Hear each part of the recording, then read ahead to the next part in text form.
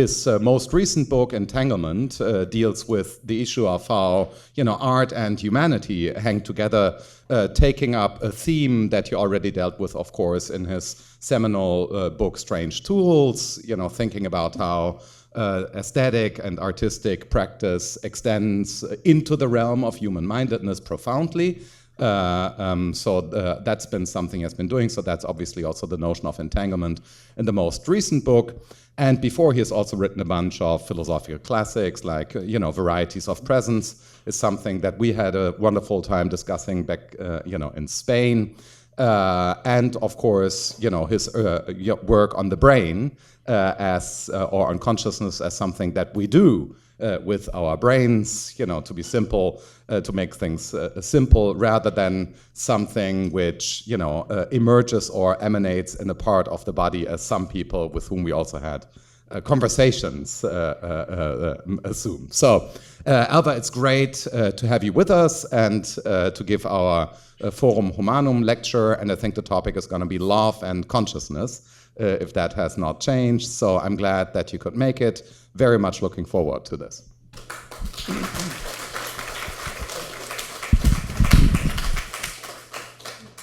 Thank you, Marcus. Thank you, all of you. I should say for having me here, but part of me wants to say for joining me here, because as I had a chance to mention to Alex, I was born on Manhattan Island and actually grew up about a 7-minute walk from where we're standing now, at a time long before this building was here. In fact, it's really positively eerie to walk through streets that you know and have known all your life, and yet they're so different from what they were, and yet you really can't see them for what they are because your past is so superimposed on them. When I was, I think, 14 years old, I used to come to this building, the old building that was here, and attend lectures on Marxist economics and how to change the world in a revolutionary way, given by a then very prominent economist named David Gordon. I'm actually just remembering this as I stand here now. I'd completely forgotten it until this moment. But anyway, I'm very glad personally to be here, and thank you for the warm welcome. I've slightly modified my title. I had submitted the title, I don't remember whether I submitted Love and Consciousness or Consciousness and Love, but the working title I have is Life's Work, Consciousness and Love. You might find a lecture online with a similar title. I've been working with these ideas in a few different settings, but the work I want to share with you today is prepared for this day. It's natural to think that consciousness is one thing and love something entirely different. Love is passionate and social. It's bound up with attachment. It is valueful. It is evaluative. Consciousness, in contrast, the way many thinkers think about it, is private, relentlessly individual, something that happens in us as a result of the action of the brain inside of us. Consciousness is more like digestion. It's stimulated by or fed by the world without, but it's also cut off from and finally screened off from whatever is beyond its limits. But what if the assumption that consciousness is divorced from value, that consciousness is divorced from sociality, that consciousness is divorced from the striving for intimacy? What if those assumptions are precisely what stop us from understanding consciousness? And who can fail to be impressed by the fact that we do not understand this notion, or at least that progress in the direction of something like a would-be science of consciousness has stalled? It's been stalled. So in my presentation today, I want to explore the idea, defend the idea that love and consciousness are one. But I'm going to begin, as we say in American English, in left field, with the exploration of two distinctions that have been entirely neglected, and insofar as they've been entirely neglected, they're really non-distinctions. So even as I'm going to try to challenge that there is a distinction between love and consciousness, I'm also going to offer two new distinctions, which, once we understand them, will help us, I think in new ways about consciousness, and indeed see the connection between love and consciousness. So another advantage of beginning with these two distinctions, and I'm really going to spend at least half the talk on them, is that they're interesting in their own right. So even if we don't get to love and consciousness, I think I'll give you something that we can have a productive conversation about. And it's ultimately very much connected. Also, you'll see that although my focus is love and consciousness, I'm going to be offering ideas that I hope will be obviously directly related both to the question of machine minds, would be, but also the question of iconoclasm. So the first distinction with which I wish to begin is that which I will offer between, actually, everybody can hear me? Just before I dig in, my voice is clear, it's transmitting, the recordings are working, good. So I want to offer a distinction between images and pictures. Although this is not reflected in ordinary usage, or in the usage of artists, or art historians, or scientists, or philosophers, there is all the difference in the world between images and pictures. Images, as I propose that we use the term, are natural phenomena. And they are very common. Indeed, they're cheap. For example, there is an image of the sky in the surface of the pond. As a general rule, we do not make images, we stumble upon them. Or sometimes we contrive to let them happen. We may also try to capture them, as it were, with instruments, such as mirrors and cameras. The reflection on the surface of a pond is a visible image. Indeed, seeing the sky's image in the pond can be a way of seeing the sky. Narcissus aimed to get a glimpse of himself peering in to the water's surface. But not all images are visible. We speak, for example, of the retinal image, and by this we mean a pattern of neural stimulation produced by light on the surface of the retina. There is an image of the scene reflected there, but it is not a visible image. One reason we can say it's not a visible image is that nobody ever sees it. It's hidden in the eye.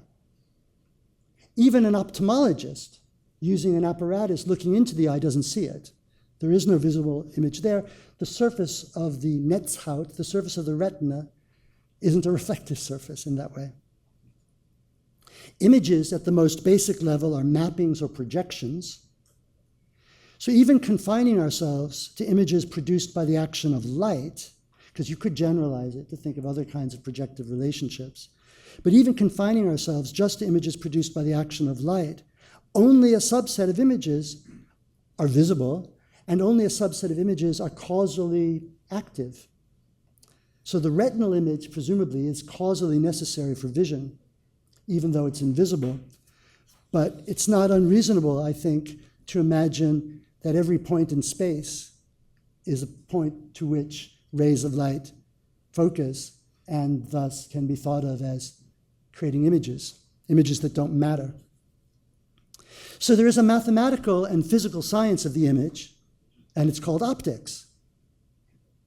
Optics concerns, among other things, the geometry of rays, but also the behavior of functions from domains onto codomains.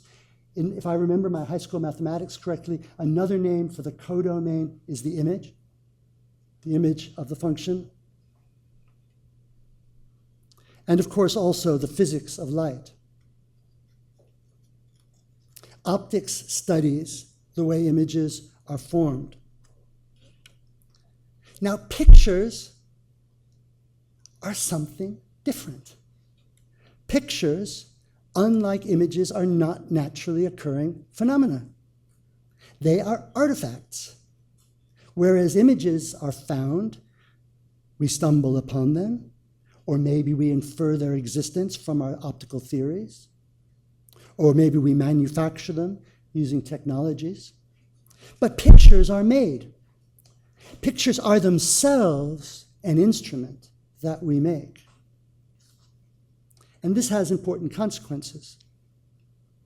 As with all technologies, picture technology has a history. By the way, a lot of the points I'm going to make are in a way obvious, but they get obscured by the failure to keep the distinction between images and pictures apart. So we invented picture-making techniques. We, each of us, have learned to make pictures, and as a culture, we have learned to make pictures. And we've also learned to use them, learned to see into them, learned to use them to display. We've learned to see in light of them.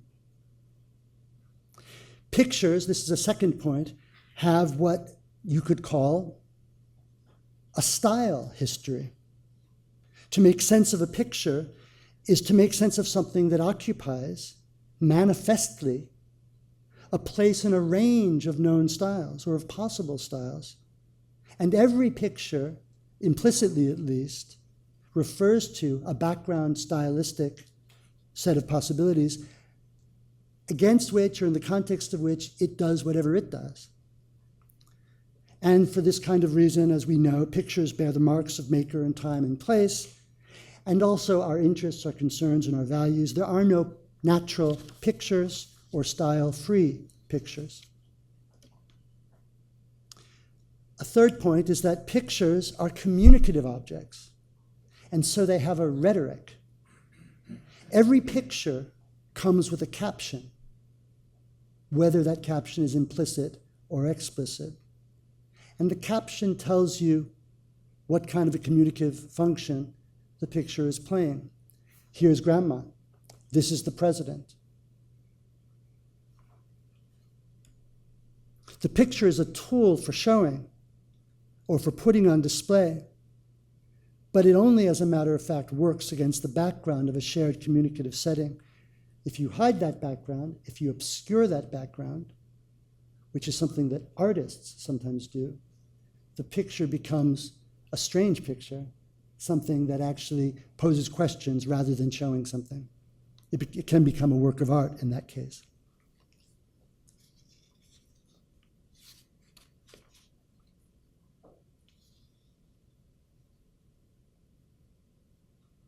Whereas Narcissus can see his face in the water's surface in the image, when you look at a face in a portrait, finally you see something that someone is showing you. And crucially, whereas images are cheap or dime a dozen, as I would say, images are dime a dozen, pictures are precious. So I've said that we make pictures, but we find images, or perhaps we contrive to let them happen. Thanks to the development of optics, we have developed all manner of image capturing or image revealing or image making technologies and techniques. Artificial perspective, for example, is a technique for calculating what images would arise in given situations, and so of manufacturing those images. But the resulting image is not necessarily, therefore, a picture, even though it is drafted. It is merely, as it were, the performance of a calculation. It is the tracing out of the projected image. And the camera, or the camera obscura, is itself a machine that does the same thing. A camera is an image-making machine, but the camera is not a picture-making machine. Just as I would say, artificial perspective is not an algorithm for generating pictures, although it is an algorithm for generating images. It is the photographer who uses the camera to make pictures, who may use the camera to make pictures. Or I like the idea that the photographer makes pictures out of images. And I think the same goes for the 15th century Renaissance painter using perspectival techniques. The painter makes pictures out of techniques for manufacturing images. So pictures are one thing and images are another. Now, in my earlier work on visual perception, especially in my 2004 book, Action and Perception, I took aim in that book in what I called the picture conception of vision, or the snapshot conception of seeing or vision. Specifically, I took aim at the idea that visual experience is like having a mental image or picture of the visible world in which all the detail is sort of brought to high resolution focus and uniform detail from the center out to the periphery. And I still think that that's a deeply distorted way of thinking about what seeing is like. Seeing is not like having pictures in the head. But I should have called the misguided theory the image conception of seeing rather than the picture conception of seeing. For what I was criticizing was, in effect, the idea that seeing is an optical process.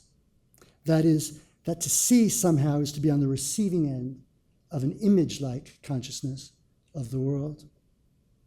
So notice I'm talking about the distinction between pictures and images, but I'm also now talking about vision, and I'm taking vision to be a paradigm kind of consciousness. So I'm introducing consciousness into this discussion. Vision, and this is an exciting point, it sounds like a radical point, but it shouldn't be. Vision is not an optical process. We don't see images, nor is vision confined to projective properties. If you define what is visible in terms of what projects to the eyes, then vision is not confined to the visible. We see more than projects to the eyes. When you look at a solid opaque object like a tomato, you have a visual sense of the presence, even of the parts of the tomato that are manifestly hidden from view, like the back of the tomato. It shows up. And not only that, when you see things, you see more than just how they look, as that might be thought of in terms of a kind of imagistic mapping. You see what they are. I see a person. I don't just see something that has a certain look. You are not an image, and my consciousness of you is not image-like. That's just not how you show up in my visual experience. So we see more than corresponds to any corresponding image, and it's also true that we see much less than we would see if we saw everything that was in, say, the retinal image. Human beings are typically distracted, uninterested, or lazy. We are ignorant, and we go through life barely noticing half of what there is around us to see, or what might be recorded in an image. And I include myself in this. It's because of my acute consciousness of my shocking inability to really see what is there around me that I make this point. I don't see the keys that I'm looking for, to give a trivial example, even though they're right there, and they've certainly projected onto my retina as I looked for them. And to give an example that is important, I may not see the painting,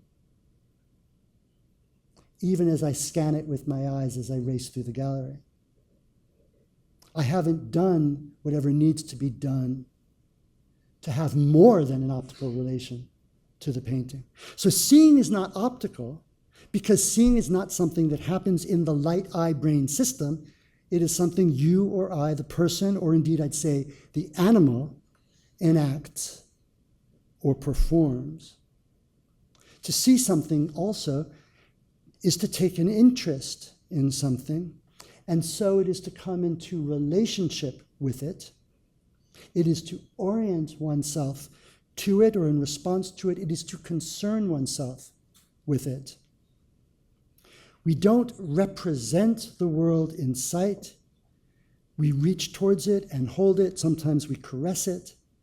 To see something is to accomplish its presence by coming into and sustaining a relationship with it.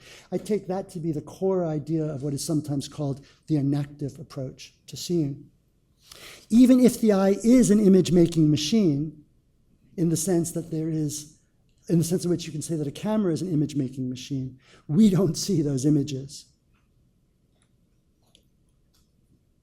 So I now realize that although vision is not an optical phenomenon, and although seeing is not encumbered with and burdened by and targeted towards images, there is a sense in which we can and should and profit from thinking of vision as pictorial. And for many reasons, but I'll mention two, making a picture of something is an exercise in seeing it. It's almost its own modality of vision. It's a modality of vision made possible by the technology of picture making. We see with pictures. This is beautifully captured by a phrase of the art historian Anne Hollander, who said, "The picture gives the standard by which the direct awareness is assessed." Anne Hollander also lived a few blocks from here. She's no longer alive. Actually, just to tie the circle, Anne Hollander was married to Thomas Nagel. So consciousness.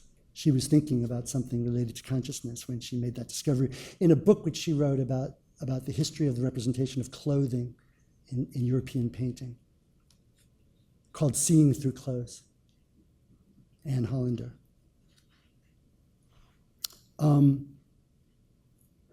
To make a picture of something is to be engaged with it. It's to achieve a certain kind of intimacy with it. And the picture is a kind of, I don't know exactly what the right noun to use here is, but it's something like the expression of that encounter, or it's the enactment of that encounter. It's not just a record of the encounter, but it's the encounter. The picture is part of the encounter. So it's obviously true when you think of drawing. Think of the way when you draw, you eye and hands in an energetic and metabolically strenuous activity of looking and making and looking and making, we make the pictures. It's literally like handling the thing you're drawing or the person you're drawing. It's as if the drawer drapes themselves over the thing. And it's bound up with feeling. But I think this is true also even of our cell phone snapshots. I mean, we have to ask ourselves the question, why do we need to take pictures of everything these days? If you have kids and your kids perform in anything, you sit there staring at the screen while you film them. That's what you do. Otherwise, you're an indifferent parent. You go to a nice restaurant, you photograph the food, you make out, and you take a picture of we definitely take an interest in that, and I think in some ways we should take that seriously as somehow an expression of how important it is for us to know these things and how our picture-making devices are ways of knowing, ways of seeing, ways of achieving relationship.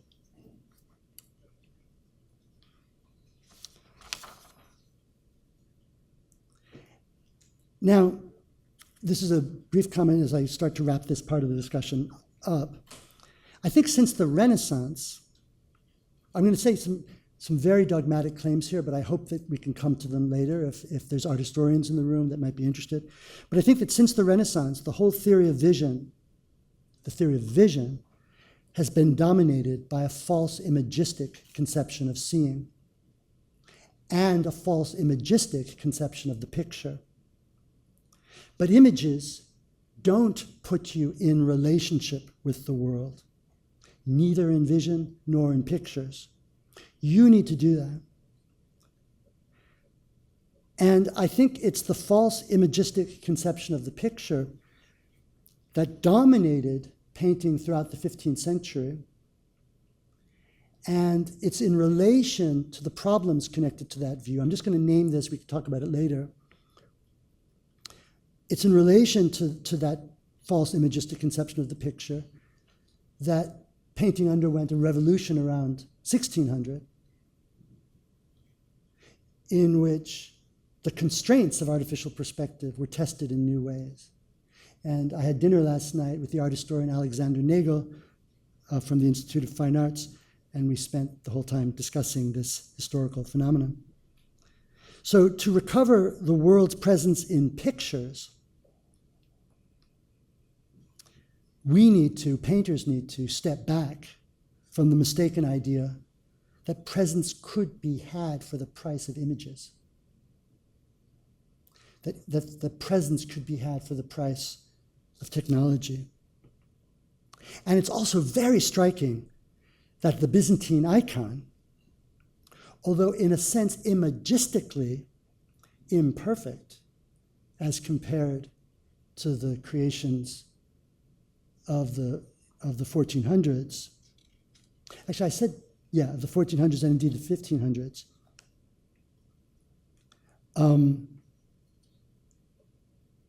there's a sense in which those icons accomplish a greater level of presence.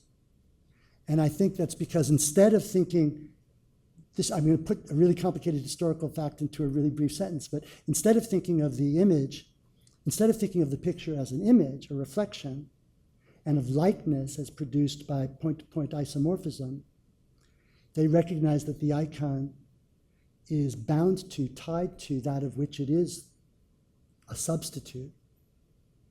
A painter painted a saint, and then I make a copy of that, and a copy is made of that, and a copy is made of that, and a copy is made of that. And so this painting of the saint now stands in a chain of licensed exchange with the saint. Alva, I'll just say, Leslie, I gave a talk about that on Tuesday. Oh, fantastic. It's come up. Good. So let's dig down deeper into it. One very brief final remark about pictures and images. I've been contrasting the image and the picture. In a separate talk, I would also say we need to also distinguish images and pictures from what I'll call artworks. Because I think pictures are technologies and art is never just technology. So images are this naturally occurring thing, pictures are technologies, and then artists make art out of pictures, just as some technologists make pictures out of images. That's a separate topic. Okay, that's the end of my discussion of the first distinction.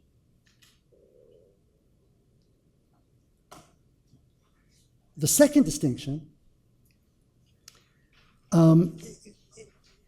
is between relations and relationships. This, too, is not a distinction that is drawn in ordinary language. These terms are used in English fairly interchangeably, so much so that sometimes I write relation when I mean to write relationship, or I write relationship when I mean to write relation. But I recommend that we use these two words to mark a difference.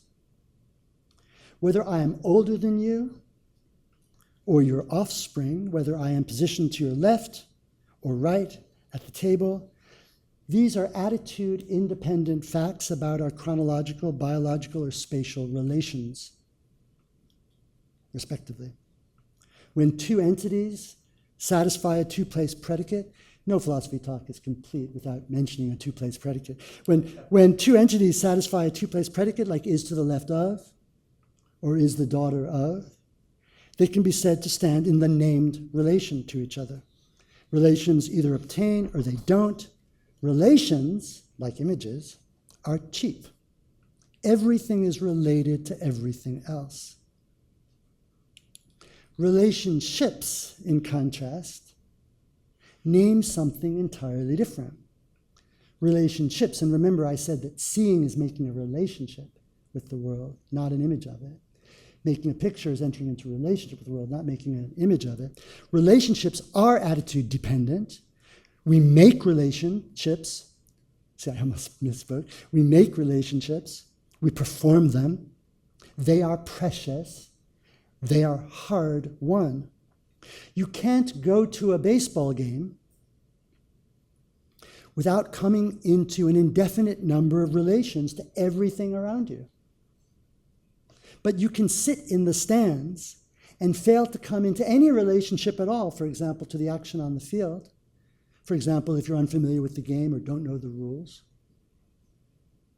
and are therefore indifferent to what's going on the field. And you can spend time with people, sharing air and space, time. You can dynamically interact with them without bringing any of them into relationship. You don't get relationship just for the price of relations. Just as I might have said before, you don't get pictures just for the price of images. So one striking feature of relationships, but not relations, is that they are, as I'll put it, fragile. By this, I don't mean merely that they can easily come apart or break down, or that they're liable to do so. I mean further that their fragility is manifest. It's part of what a relationship is for us. It belongs to the character of relationships that they require handling with care. Relationships are like porcelain. You don't handle porcelain the way you handle a lump of clay. I mean fired porcelain, the way you handle a lump of clay. Actually, sorry to interrupt myself, breather. My mother was a potter, and for 30 years or 40 years ran a pottery shop just down the street. Back in the time when you didn't have to be a hedge fund gazillionaire to live in New York City. So relationships are fragile, and because of this fragility, it belongs to what it is to be in a relationship that one is required to sustain the relationship itself, maintain it, repair it, in the face of its fragility, in the face of its tendency to fail. For this reason, to be in a relationship is always to be motivated implicitly or explicitly with sustaining the relationship.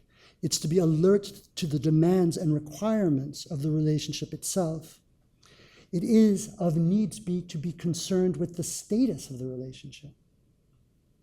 The status of the relationship is a question for the relationship. Second-order anxieties about the relationship. Do I see that thing? Do I love that person? Second-order anxieties about the status of the relationship are alive and entangled with the first-order engagements that make up your relationship. But there is a third feature of relationships, in addition to their fragility and their entanglement, that I want to name, and this is their productivity, or you might even say their creativity. Relationships are always, and of their very nature as relationships, in contradistinction with relations, dynamic. Relationships, and precisely because they don't merely obtain, but because they are made or carried out or enacted, are intrinsically unstable. They're happenings. And with the consequence that the beings who stand in relationships are always affected by this work. So let me give two examples of this. I want to learn guitar. At the outset, I am not yet a guitarist. I have no relationship with guitar playing. But if I work hard, if I dedicate myself, I can become one. What it is that I will become, the guitar player, is not yet fixed. It does not yet exist. So in a sense, I can't know it. And I certainly can't choose to become it because of the way I know it to be. In dedicating myself to learning to play guitar, I'm dedicating myself to something I can't really know except in a vague external way because maybe I know other guitar players. To learn, then, What is required is that I dedicate myself to the work of being in relationship with something, guitar playing, that is not yet there for me. And which, through this work of being in relationship with this thing which is not yet there for me, I bring into being. This very process, this making of the relationship with the guitar playing, is one by which I make guitar playing and I make myself. I acquire knowledge. I acquire techniques, just as I acquire calluses. That is to say, I get reorganized, I get remade, I get newly constituted as a person. So the relationship to the guitar playing is not a fixed relationship between this pre-existing extant thing called guitar playing and this fixed thing called me. No, the person I become in learning to play guitar is as a new person, or at least an evolved person from the person I was before. I have changed. And guitar playing has been brought into being. So in a sense, I make myself and I make the world in entering into a relationship with it, rather than having a pre-existing sort of static relation between two things. And by the way, I take it, everything I'm saying is kind of stolen from Husserl on love, but he doesn't say it nearly so clearly. A second example. Suppose you look at a painting in a gallery and it doesn't seem very interesting. I discussed this example, I think, in some of the writings that you might have had a chance to look at. You see the painting and it doesn't look very interesting, but you don't give up, you look at it harder, you pay attention, you name qualities, you make comparisons. And this act of absorption, this act of engagement with the piece, gradually puts you into relationship with it. Now it is there for you, transformed, quite other than it was at the outset. Now it has meaning and significance and obvious depth, whereas at the beginning it was all surface. Now it captivates, before it was just all surface. So what changes through this process of engagement with the work? Well, it's you who change. The picture, I'm assuming, is just an inert thing hanging on the wall. It's you who change, not the painting. But in changing yourself through trying to enter into relationship with the painting, you change the painting. That is to say, it becomes something different for you. You and your world become, or are brought into being through this work of entering into relationship. So this movement from not seeing the painting, not knowing the painting, to seeing the painting, to knowing the painting, this work from not being in relationship with the object to being in the relationship with the object, you can call that aesthetic work, is in a way the very paradigm of how consciousness operates. We make relationships with the world, and in doing so, enact ourselves and bring forth the world. Okay. I have another example that I'll skip over.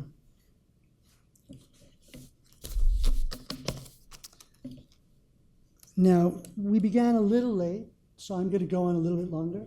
Yeah. And there's a wrong, I think, time on the computer. So Oh, yes, thank you. Yeah, thank goodness I didn't see that. I would have boom, boom, boom. you're 30 minutes in the past of the wrong. Yes, good. I just looked at my watch. I still have a non-digital watch on my wrist. It says 11 o'clock.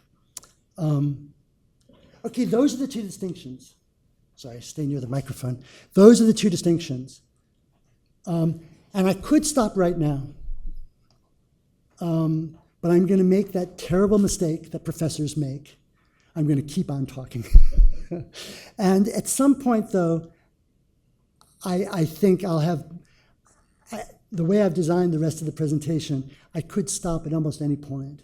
So I'll try to read the room. Feel free to let me read you, and see if I can make an appropriate time to stop, because I want to make sure we can engage each other in conversation. I hate the term Q&A, because as if you have questions and I have answers.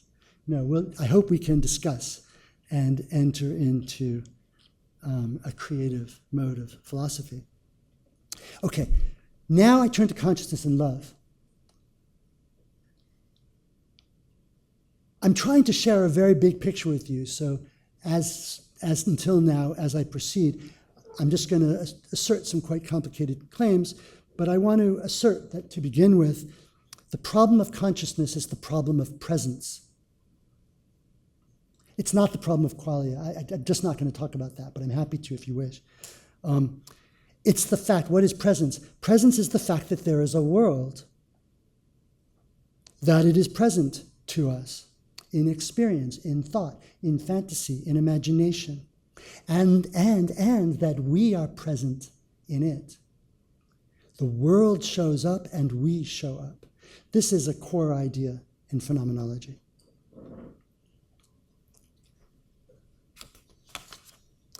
Now, the crucial thing to appreciate, and in a way, everything I've said until now has tried to get you ready to the point where you can agree with what I'm about to say, is that consciousness, presence, doesn't come for free, just for the price of standing in relations to things, or just for the price of being the receiver of images.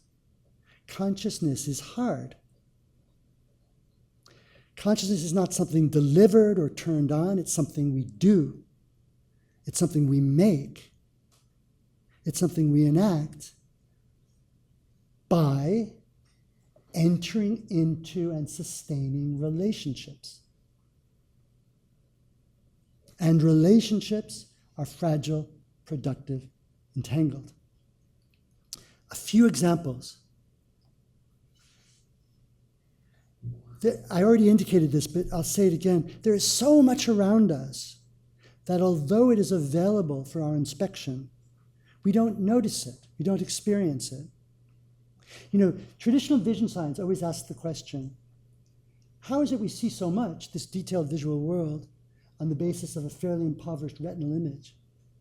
But the question that the artists I know taught me to ask is not how do we see so much on the basis of so little, but why do we see so little of what there is around us? Just the opposite question. And that requires a new way of thinking about what seeing is. Seeing is not something that happens in the eye. Seeing is something the animal does or fails to do.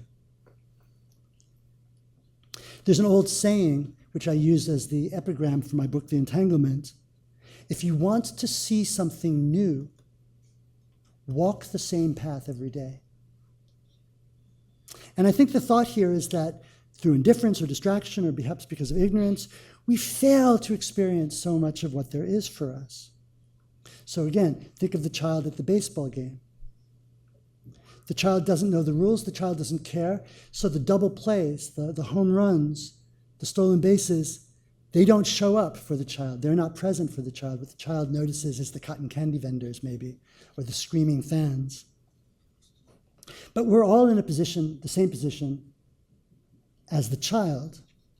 Our attention, our awareness is limited by who we are, that is to say, by what we can do, by what we know. And as we grow and are educated, and as we learn, and I don't just mean in a formal sense of education, we acquire the ability to enter into relationship with more and with different. And so as we acquire new skills, new concepts, new capacities, new dispositions, new values, what there is for us changes, just as we engage the painting aesthetically, what there is for us changes. So yes, there is a sense, and this is a really, in another version of this paper, this is the main theme, but that's not my main theme today, but there is a sense in which the world is given to us. It's always already there, as they say. But that world, it turns out, is, in a way, what we put there.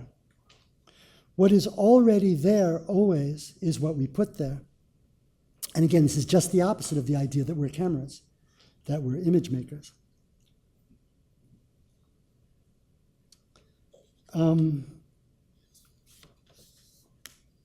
me give one more example. What do you experience now? No doubt you have a sense of the presence of the detailed environment around you. But note it's not the case that it seems to you now as if all that detail is actively represented as in an image. The whole situation is present to you, but it's present not so much as actually perceived, but rather as available to you. So, right now, I'm not looking at Marcus, but Marcus is in reach. He's there for me visually as beyond what I am now visually directly probing. But it's now the case that by the merest movement of my eyes, I can touch Marcus. So that it's now the case that Marcus is there for me, even though I'm not now touching Marcus. So presence is access, presence is availability, and presence just depends on skills and on what we do. Okay. To jump ahead, in the interest of time, the point I'm making is all under the heading of consciousness is hard. So to repeat kind of what I was just saying, but I want to say it clearly. The world is given an experience, but it is given as problematic, as something we must achieve, as something whose achievement is fragile, unpromised, and never ever finally completed once and for all. Presence is always potential and virtual. And this idea is so important because it helps us see that the tradition, especially the empiricist tradition, which emphasizes the givenness of presence, is both right and wrong. Everything is given, but at the same time, nothing is given. Present is something we accomplish. Okay, that's an important kind of separate point, but now back to love finally. I want to say that consciousness is hard the way that love is hard. Now, one obstacle to appreciating this point is that I think not all of us, but many of us, and we're not all the same, we come from different parts of the world, but I think one can say that there is some subset of us who tend to have a kind of goody two-shoes, peaches and cream theory of love. We think of love kind of in a Lennon and McCartney way, as a fuzzy feeling of attachment, always good, as something normal and healthy and natural, sort of like good teeth and strong bones, as something that we're entitled to just by dint of our health. Love is in this sense kind of easy. And we come to love just as we come to develop physically. But this conception of love as easy is as misguided as the idea that consciousness is easy. I'm not going to go into a lot of depth about this because that would be a different talk, but a few points culminating in one very important point. Love is no simple feeling, and it is not something that shows up for the first time in the life of a person, for example, when they reach puberty. We are born in love. It is the loving care of adults in our lives that give us even a fighting chance of life. And the developmental processes, here I'm influenced by psychoanalysis, and the developmental processes whereby a baby becomes an individual person have everything to do with the way the child copes with the condition of love. To become an individual, the child needs, in a way, to live through conflict. The child must become themselves through the interplay, the push and pull of urge and gratification and disappointment. The very situation of our original human being, so you can have machines in the background here as a comparison class, the very situation of our human being is always to some degree uncomfortable. Remember Hans Jonas's idea that the germ of having a world is irritation. The very situation of our original human being is discomfort, and love, intimacy, connection is always the setting for strife and resistance, even if it is also the very ground of all possible pleasure, joy, and life. And adult love, in all its forms, recapitulates this problematic character. Love is ambivalent. Eros is bittersweet, as Sappho put it, according to the translation of Anne Carson. Love is always an encounter with what one wants but does not have. Like hunger, love is fed by longing and need. It vanishes upon fulfillment. And so love always flirts with fantasy. It is an imaginative orientation to a presence that is also, like everything, absent. There are joys of love connected to intimacy and appreciation, fulfillment and belonging, but these are not easily obtained, and when you obtain them, they're not easily maintained. We lose them. Another person, whether one's child or one's parent or one's spouse or one's lover or one's God, which may be not a person, but another thing, is something always remote, always moving, always irresolvably other. Love thrives on the conditions of its own failure. Love is the striving for intimacy rather than its consummation. As with consciousness, so with love. Love is always a problem for itself. It's always risky rather than safe. Love is not given. What is given, if you like, is the challenge that we might love.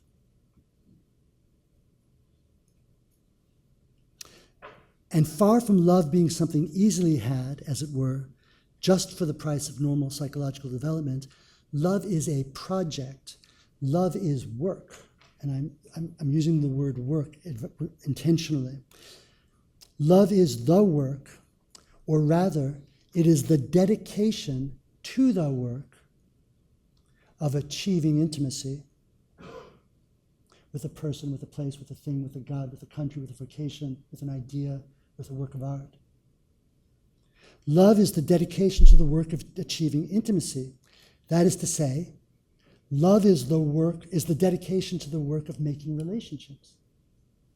That is to say, love is the dedication to the work of consciousness. So that's the link between love and consciousness. And you can flip it around and say that love is a consciousness problem. So most philosophers, when they write about love, take the presence of the beloved for granted. So Harry Frankfurt writes that love is disinterested concern for the existence of what is loved and what is good for it. And David Velleman discusses love as an arresting awareness that confronts us with the sheer presence of the other and thus tends to counteract our tendency to be protective or closed off. Views such as these, and I think that's the majority view in analytic philosophy, tend to take for granted that the other is there for you, in focus, stable, a definite thing, and that love is a felt response to the real presence of the other. But this gets things backwards. If only we could take for granted who, what, how the other is. But our grip on the other is fragile, in progress, and uncertain. Love's problem is not whether we like what we see, or whether we are arrested by it, or moved by it, or drawn to it, or made to care about it, or whether we value it. Love's problem is seeing in the first place. Love's problem is this antecedent task of coming into relationship with the other. We don't love because the ones we love are so impressive or charming or so beautiful or so good. There isn't really any person there for you, absent or independent of the relationship that you are in with that person. So there's a sense in which you bring the relationship and the other for you into being in love, through love. Love is a commitment to this work. So, kind of the bold-faced theme of the talk is to love someone or something is to strive to accomplish their presence and also one's own being with them, one's presence with them. To love someone is to accomplish them in consciousness. Now,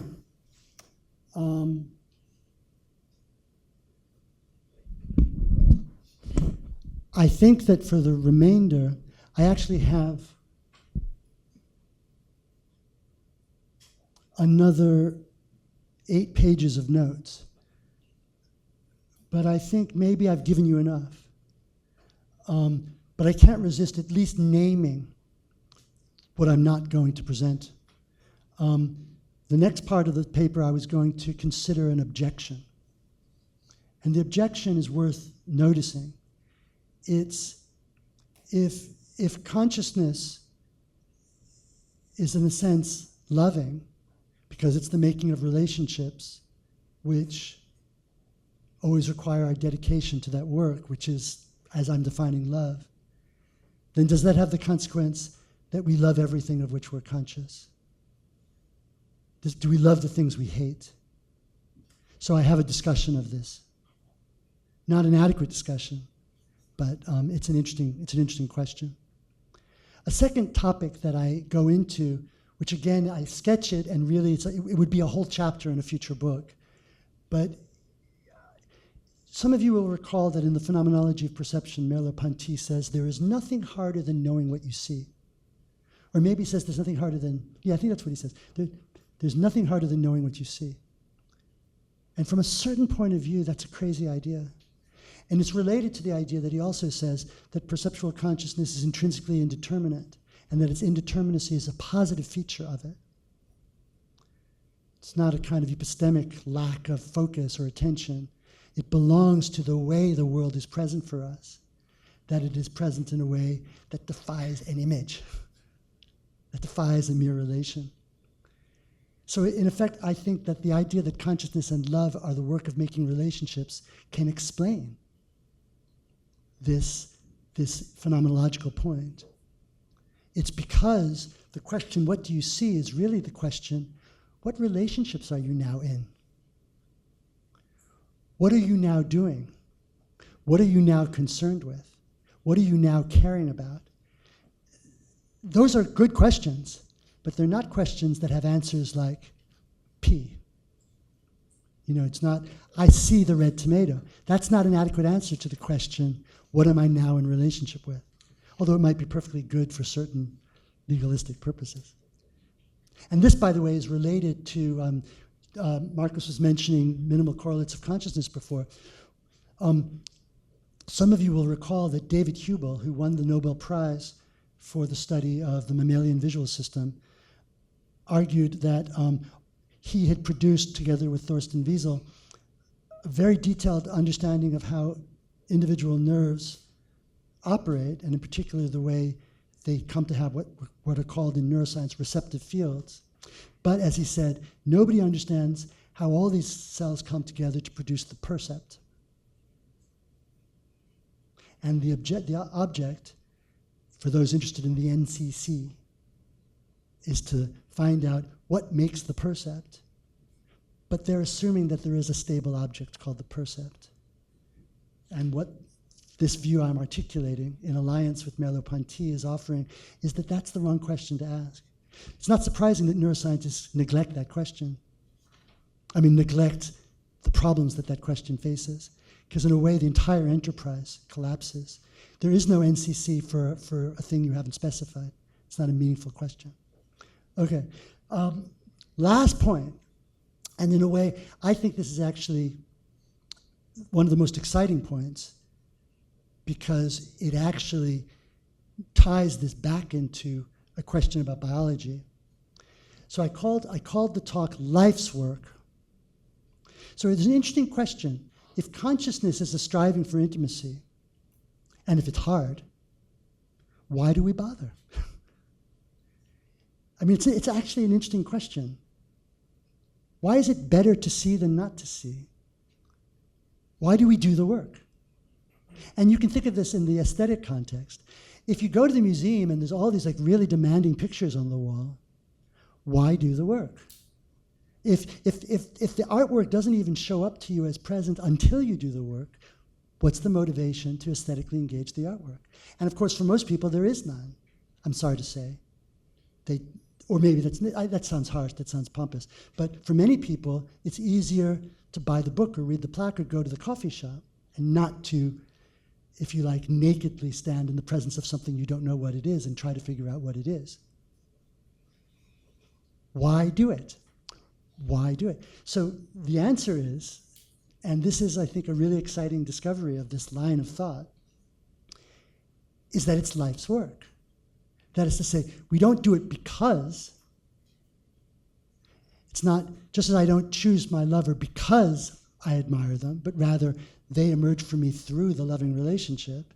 So similarly, I become what I am, and the world becomes what it is through relationship making. Consciousness is the work of life. Consciousness is the way we are, or it is our mode of being. It is our way of becoming. Consciousness is the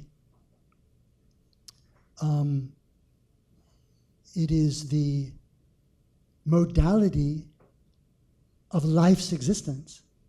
So the thought then that I want to suggest is that what is life as distinct from non-life, but the striving for connection, the entering into and coping with the difficulty of being in relationship. Not mere relations, but relationship. And so I think this actually opens up an interesting answer to the question at the beginning, why haven't we made progress in the study of consciousness in the sort of consciousness science vein? And it's just because we've mislocated consciousness and we've, in a way, misunderstood biology. They're very big claims, but that's where I'll stop. Thank you. Thank you.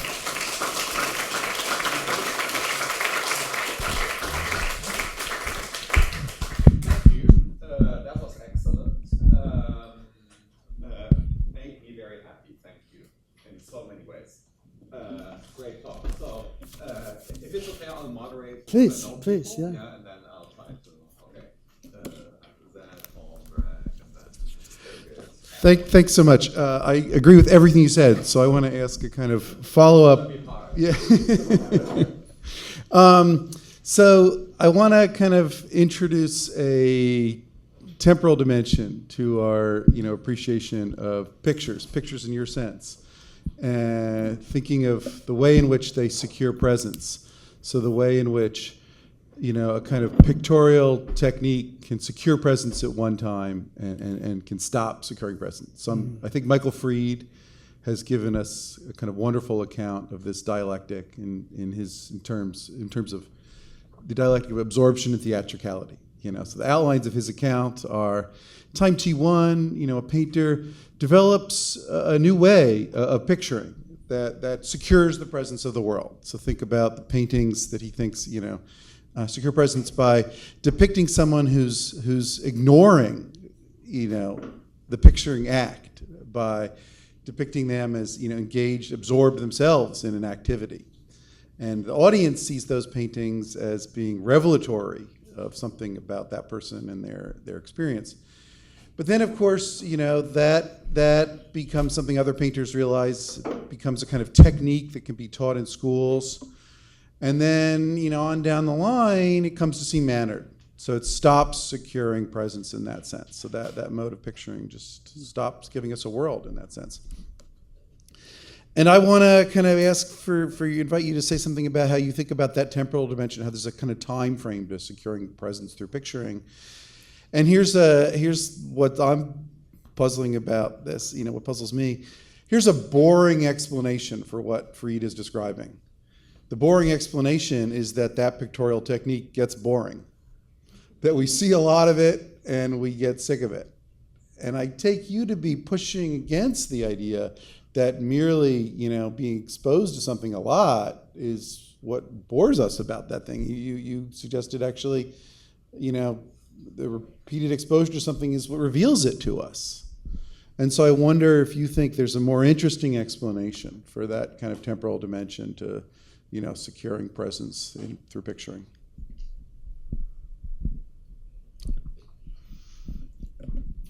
Thanks very much. That's a challenging question for me. I think that, even Freed doesn't stop looking at theatrical paintings. The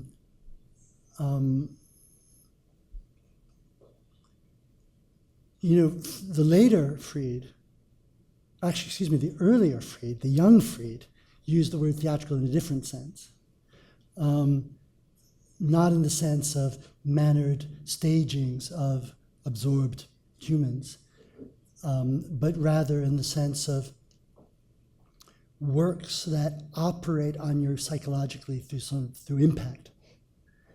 And he insisted, and I think completely mistakenly, he criticized a whole stretch of artists that he called literalist or minimalist for being just staging effects. And he thought real aesthetic engagement needed to be something more. He's right about that. Real aesthetic engagement is not something, an effect triggered in you by the work. So anyway, in that sense of his conception of real aesthetic engagement, we continue to be really aesthetically engaged by work which he later came as a formal art historian to call theatrical in this other sense. And that's, to me, that's the point. We can criticize the work, but in some sense, the work still remains something we don't fully know. We can go back. So I'm thinking now from the point of view, I'm thinking on my feet in response to really an open question, but I'm thinking from the point of view of the art lover. Now, the art maker is in a different position because the art maker is constantly in dialogue with the way people make things and trying to figure out ways of new problems that have emerged. So yeah,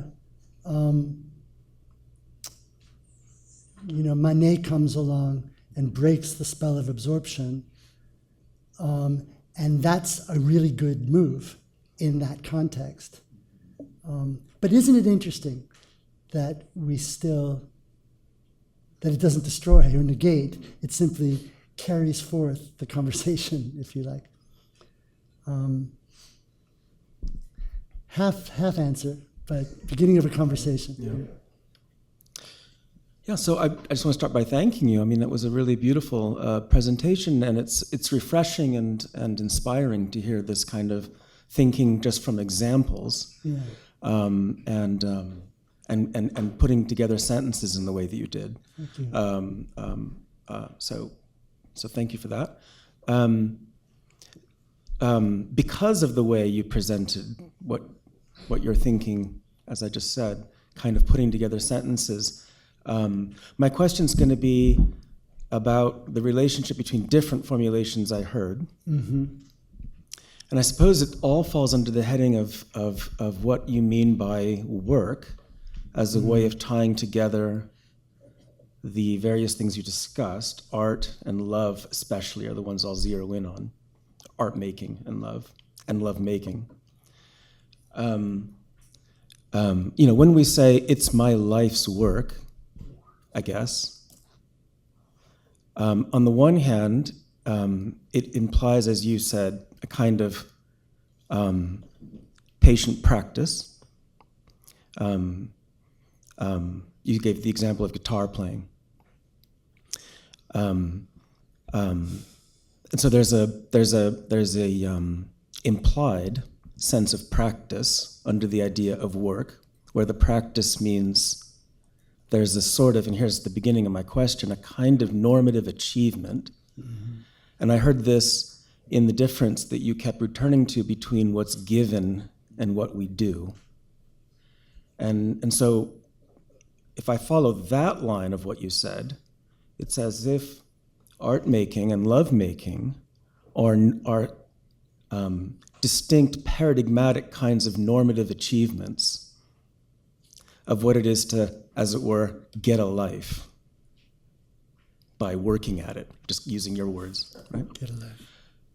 On the one hand. On the other hand, it seems to me and so one place you said this was, I think when you stepped away from the podium at the end, you said, I can't remember exactly how you put it, but it was like the way we make relationships, or I forget. You had some way of putting it that made it sound like there's an achievement here, and the achievement is coming out of the practice.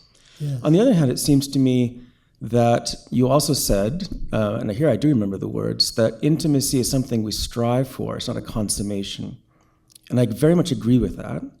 In other words, I agree with the idea that love can't be a normative achievement, or that any what you meant by relationship can be a normative achievement.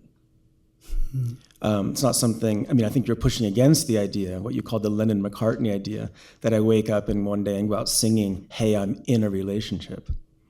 I've done it, something like that, right? I've gotten the light. So on the other hand, there's that thread in your talk, the sense that even though we're forced to talk about all of this in practical terms, as a setting into work, something we might get better at and practice, walk down the same street every day if you want to see. So there's a practice there. On the other hand, the sense of we can't think of it as a practice oriented toward the realization, even though you often spoke that way at the talk.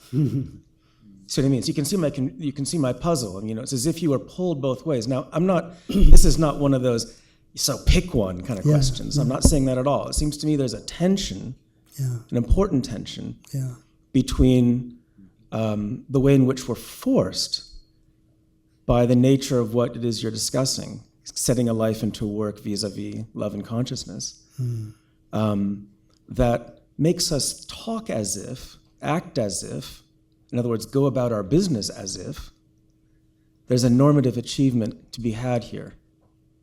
Can't help doing that. While of course there can't be a normative achievement of love. So you see the maybe where I'm getting at with my question. Can you talk a little bit about that tension? Fantastic, fantastic question, and I'm kind of thrilled by just how good a question it is, and that I'm not sure my answer can live up to it, except that I care deeply about the question. I'm thinking about it. It's part of this project to engage that issue. So let me just give you some pieces of the puzzle. I'm not sure how they all fit together. Am I on the mic? Am I splitting? Yeah. Somebody was very important for me in my early stages of thinking about this.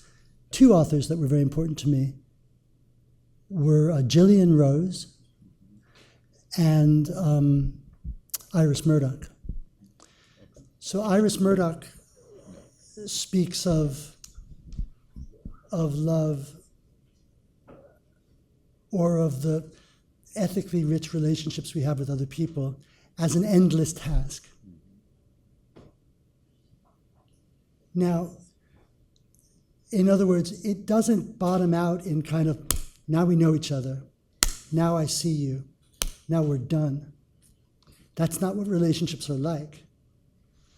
But it's not normative also, because there's such a thing as failing. So such a thing as not doing the work. So that needs to be embraced. Similarly, Gillian Rose, for those of you in the room who haven't read her, anybody not read her?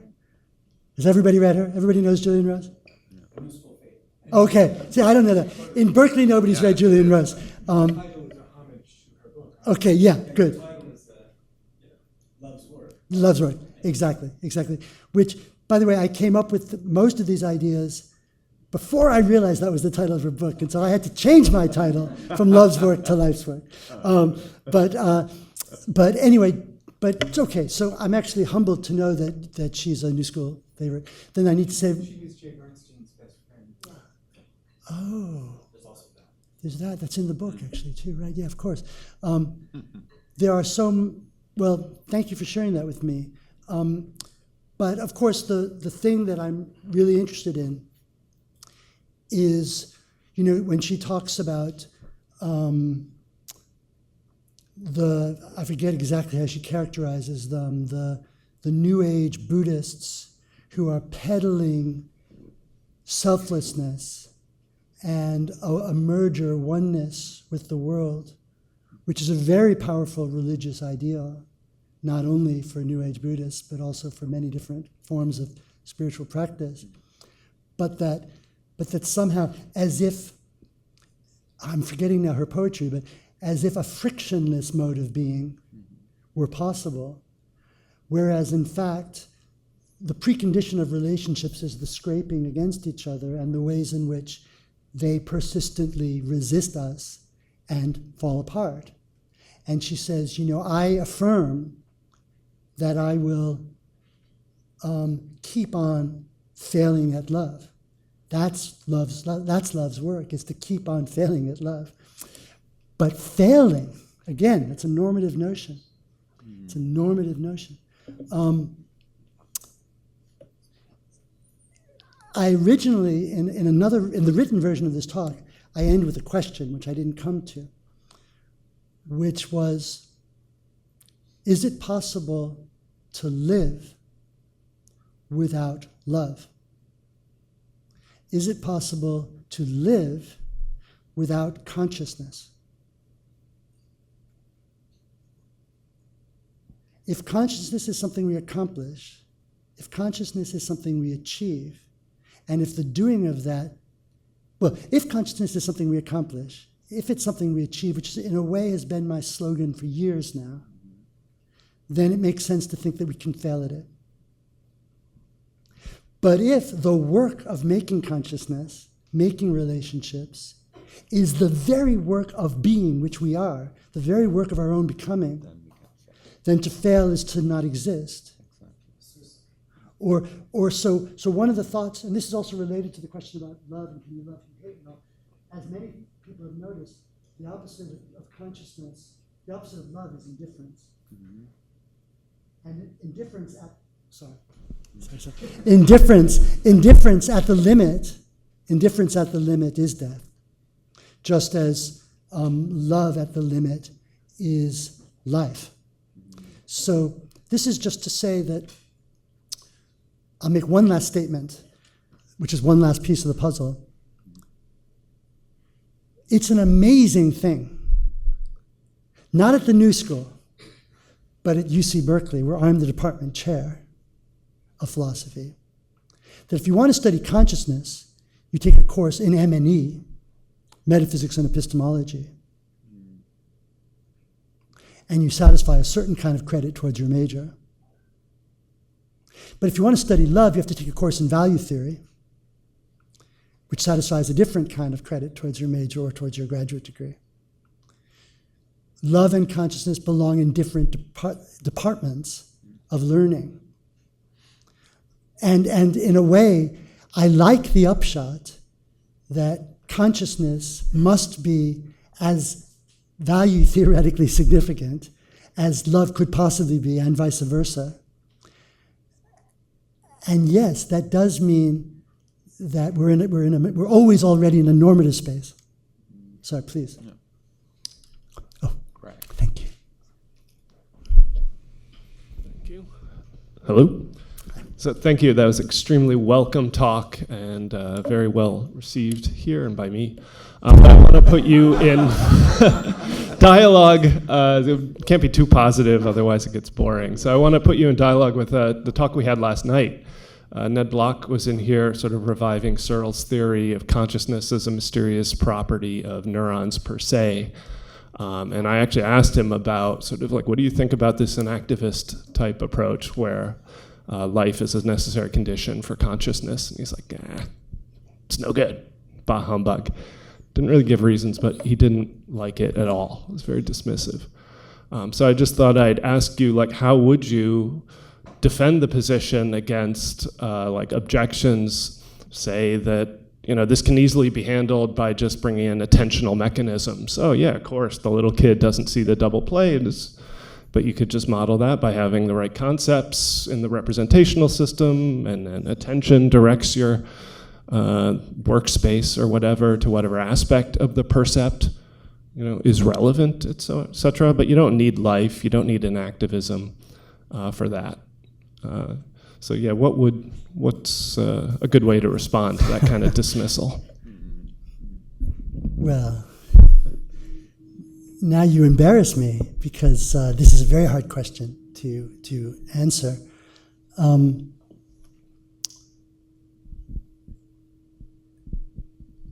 in a way, I don't think it's possible to give a, if you like, an atomistic answer. Ned thinks of, actually, this is going to be recorded, isn't it? So let me be very careful how I put this. First of all, Depending on what you think. yes. First of all, Ned Block is one of my favorite. Ned and I are old friends, and he was my teacher when I was in graduate school, and we've had many public debates. And in a way, I've stopped thinking about his work because I've just started thinking about the questions so differently. But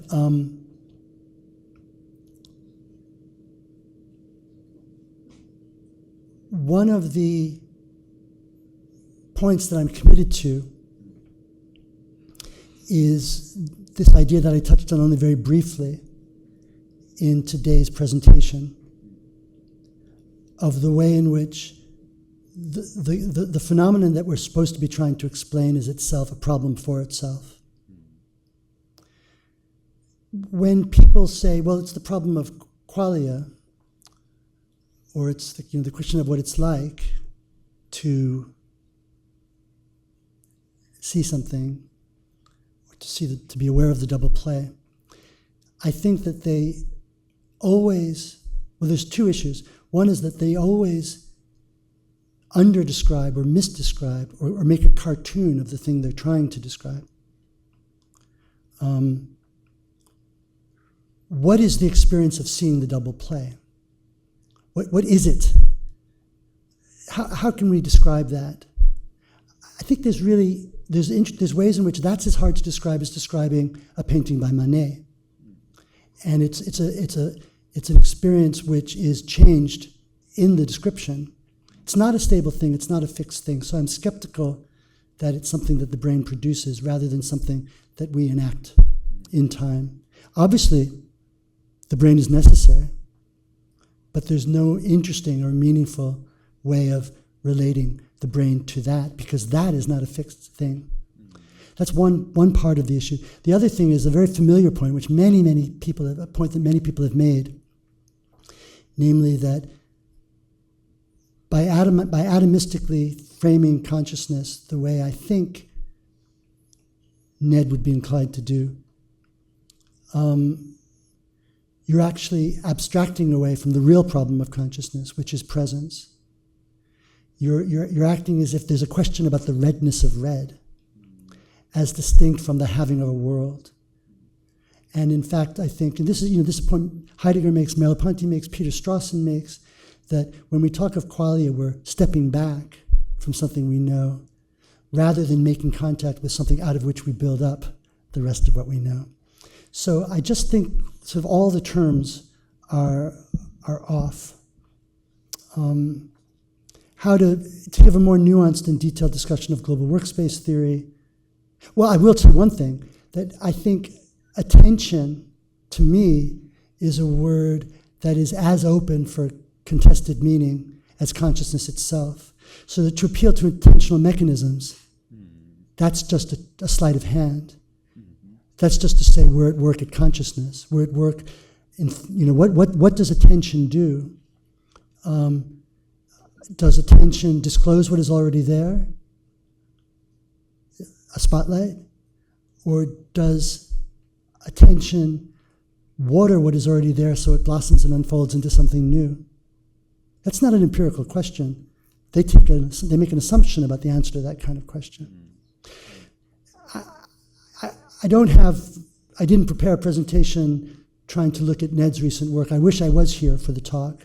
And I think probably I was... You were. You've been here all week. Yes. But, the other thing is Ned makes many assumptions about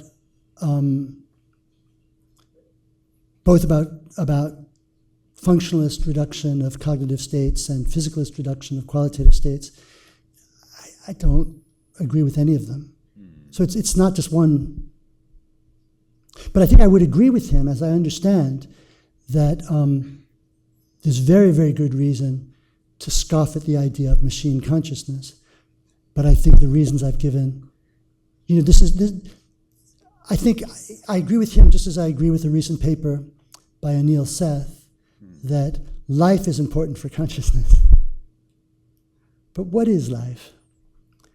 And I don't think that science can actually take an answer to that for granted. And that's a kind of sacrilegious thing to say.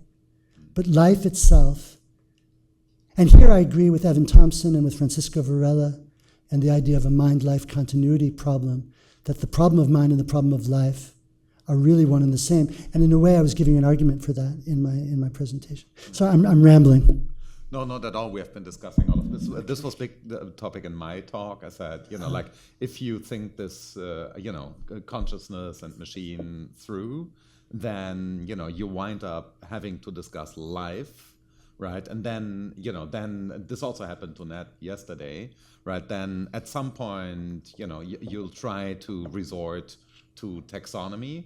So you start looking at where we stand in the network of metazoa, right? So the Godfrey Smith moment is then constitutive, and you're still avoiding answering the question because at the latest at this point, you will have to admit from an empirical point of view that all we have is a loose bunch of criteria for, when we recognize something as being alive.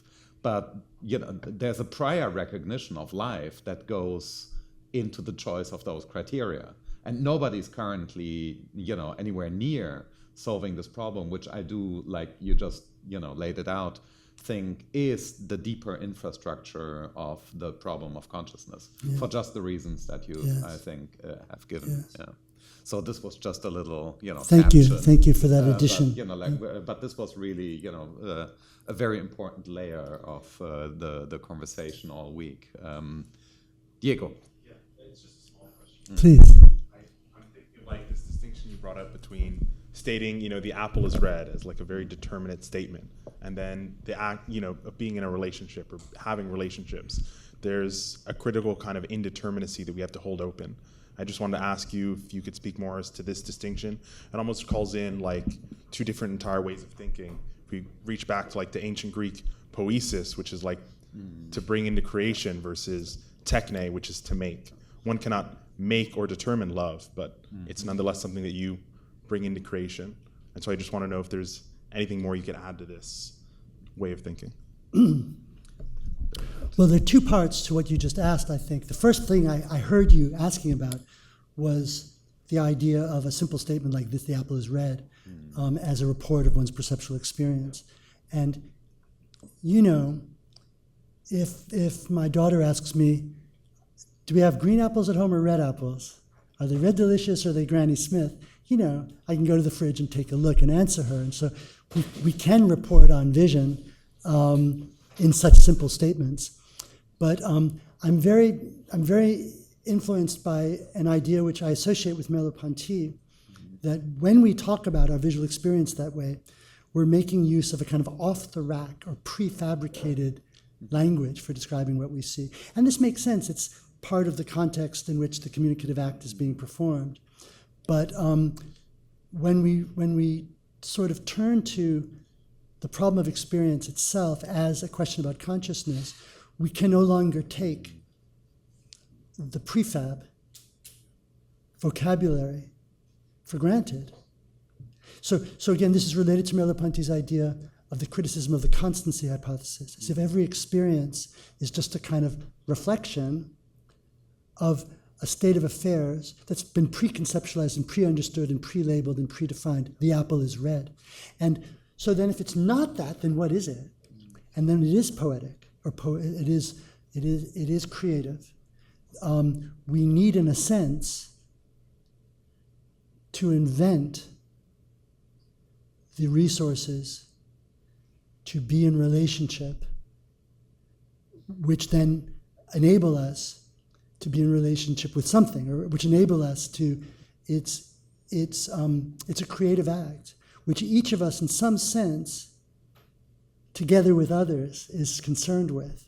It's both alone and together.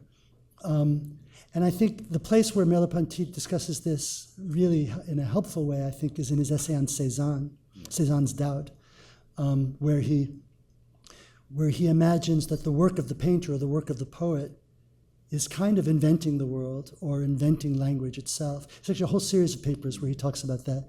I don't remember them by name. I think they're in the Sense and Nonsense volume. So now, and this is related to this fundamental tension, is the world given or do we make it? In what sense is it creative, and in what sense? See, when I wrote Action and Perception, I was very much in the sway of cognitive science. And I said, perception is the activity whereby the perceiver explores the environment. It's a skill-based activity that involves the whole animal, the whole body, eyes, brain, body, world, dynamic interaction. So you can't reduce it to the brain. But I thought of it as the organism exploring something fixed, making use of sensory motor knowledge as well as conceptual knowledge. And I now realize it has to be understood for reasons I've given today, but for reasons that you might independently appreciate. It has to be a more creative process than that. We're not that heroic. We're not that agential. We're much more troubled. Our relation to the world is troubled. And this is so critical for understanding. Didn't mention this because it's obvious, but this is what these kinds of troubles the computer cannot participate in. The computer can never have an itch it can't scratch. But without an itch that you can't scratch, you are not. You are just a thing. Birgit? Yeah, I put you on the, then all three. It was a really fascinating talk. So I'm an art historian and image theorist. Okay. So this is why I fully agree in the direction you're taking, specifically the performative aspect of relationship and encountering the picture. So I'm just struggling a bit with a distinction between images and pictures. So the question is, are there really images out there in the nature as natural phenomena? So is it not only optical phenomena? This is what I would ask. So, and where does then, so usually in image theory, you make this distinction between the mental images and the externalized images, which fit into the theory then of the artifact, for example. So I'm just struggling where the mental image comes in. And this is very important, I think, when it comes to AI imaging. So we talk about imaging, not about picturing. Interestingly, why not? So it's also kind of made, not only automatically generated image in the sense of, but it's very important because the model is a kind of mental image, I think, the mapping of that. So I would be interested how you maybe try to include that kind of distinction into the dialogue on AI-generated imagery. And the second question relates more to the dialogue on consciousness and the accomplishment of consciousness and love. So the topic is iconoclasm here. So I would be interested how you would relate now this discourse on love and consciousness to iconoclasm, to specific forms of iconoclasm, be it in antiquity, also now present forms of iconoclasm. And you said that the opposite of love would be indifference. So how does it come in? Where would you locate then the consciousness in the iconoclasm? That's not really clear to me, and this is also to me an open question. Those are two very complicated questions. Well, let me try to begin with iconoclasm.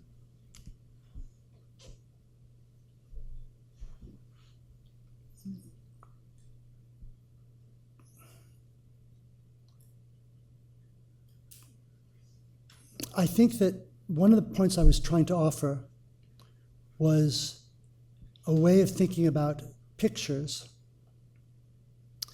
as profoundly important creations of human consciousness. And it makes sense that people will fight over those. They're worth fighting over.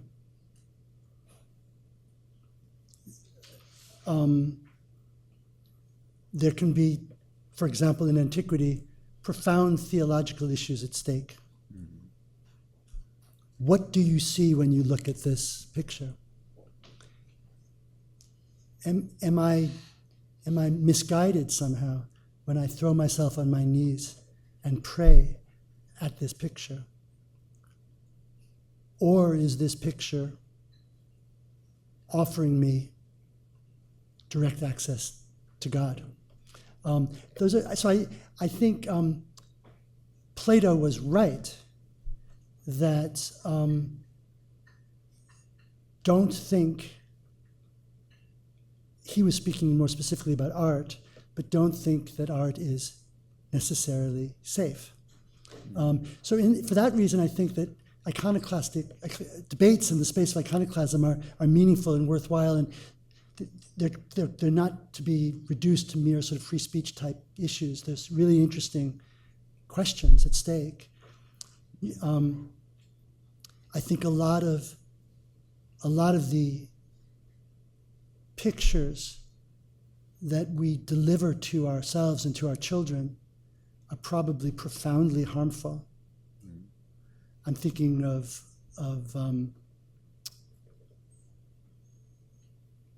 things in the direction of pornography, but not just that.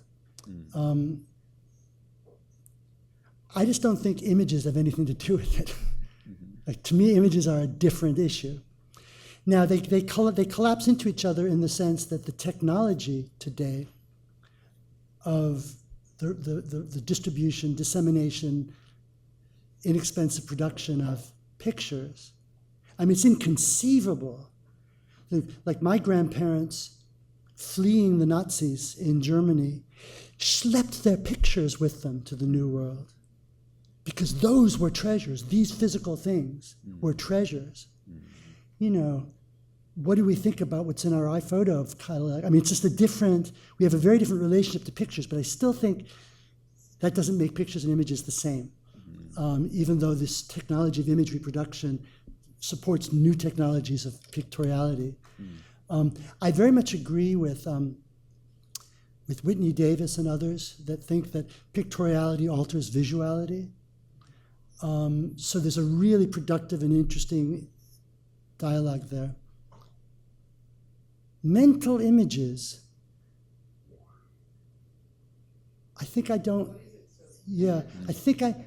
would want to put question or quotation marks around the phrase mental image and wonder whether, there are people, Coslin and others, who've argued that there's psychological evidence that there really are images realized, in the sense that when you perform a mental rotation, it takes a certain amount of time to perform the rotation, as if there's an actual image being rotated.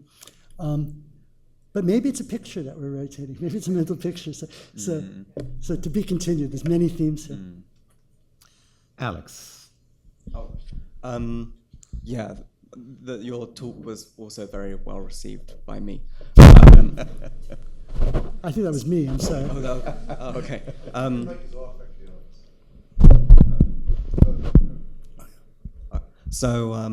I think this follows on from the past couple of questions, in fact. If we can carry on with the image-picture distinction. Yeah. And if I understood you correctly, you very much wanted to put seeing in the pictorial rather than the imagistic camp. So I wanted to just understand that a little bit more. I realized that in a way that was the topic of the whole talk. You didn't use these terms, but it seemed that what was critical for the distinction between the picture and the image was that in the former case,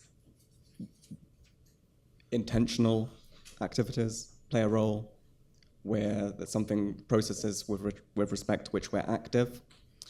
So if we think about seeing, I don't know if you want to accept this kind of distinction, but one could distinguish between the accomplishment that is seeing. So, and I would characterize that as well as, you know, the achievement of the world being present. There's that relation. And then on the other hand, there's, well, what enables the accomplishment. So you have the accomplishment and then the way in which the accomplishment is enabled, the accomplishment and ways of accomplishing that accomplishment.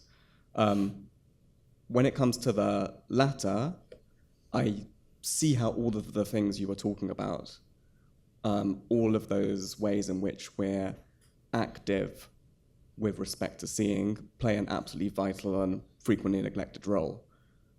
But I struggle then when it comes to the accomplishment itself, because there it seems like the sort of fundamental passivity of seeing, of perception, has been lost somewhat. So I just wondered what you'd have to say about that. Well, your question took a turn and ended up in a different place than I thought you were going.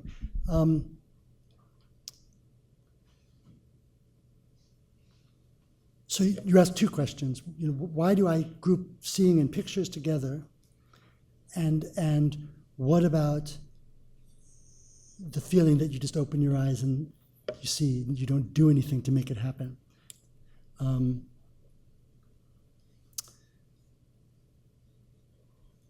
Delicious questions. Second question first. Passive synthesis is very important. It's a real thing.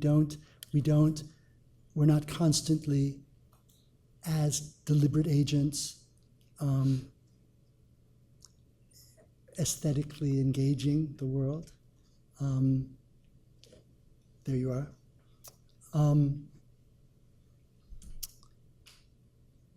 But at the same time, I want to say that seeming accomplishment masks the actual problematic nature of the idea that I accomplish your presence when I look at you.